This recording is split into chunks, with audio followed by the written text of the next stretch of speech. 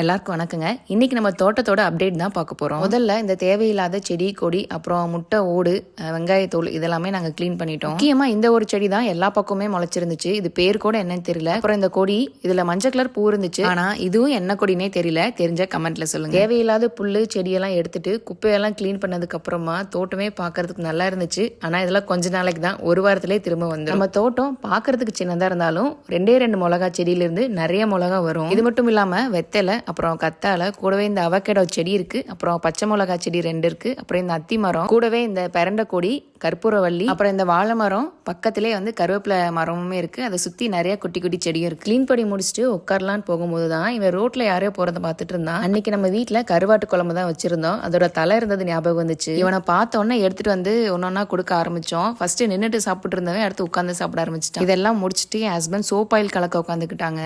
3 வருஷம் காலேஜ் படிச்சதுல இது நல்லா கத்துக்கிட்டேன். நாங்க சோப் ஆயில் பொறுத்த வரைக்கும் வெளியே வாங்குறதுல என் ஹஸ்பண்டே இதெல்லாம் மிக்ஸ் பண்ணி ரெடி பண்ணி கொடுத்துருவாங்க. கடையில வாங்குறத விட நல்லா கெட்டியாவும் இருக்கும், ஸ்மெல்லும் நல்லா சூப்பராகவே இருக்கும். மிக்ஸ் பண்ணும்போது நமக்கு பபிள்ஸா நிறையா இருக்கும். பட் 1 டே ஸ்டோரேஜ்க்கு அப்புறமா சோப் ஆயில் இந்த மாதிரி மாறிடும், நல்லா கெட்டியாவே இருக்கும். 1 கிலோ சோப் ஆயில 4 கிலோ தண்ணி ஊற்றி மிக்ஸ் பண்ணோம்னா 5 லிட்டர் சோப் ஆயில் நமக்கு கிடைக்குங்க. கடைக்கு போய் சோப் ஆயில் வாங்குறத விட இந்த மாதிரி ரெடி பண்ணோம்னா நமக்கு பாதி அமௌண்ட் தான் செலவாகும். அப்புறம் ஒரு முக்கியமான விஷயங்க, இன்னும் நிறைய விதையும் ஹஸ்பண்ட் வாங்கிட்டு வந்தாரு. இதெல்லாம் தோட்டத்தில் போட்டுட்டு அடுத்த அப்டேட்ல நான் சொல்றேன். Bye bye.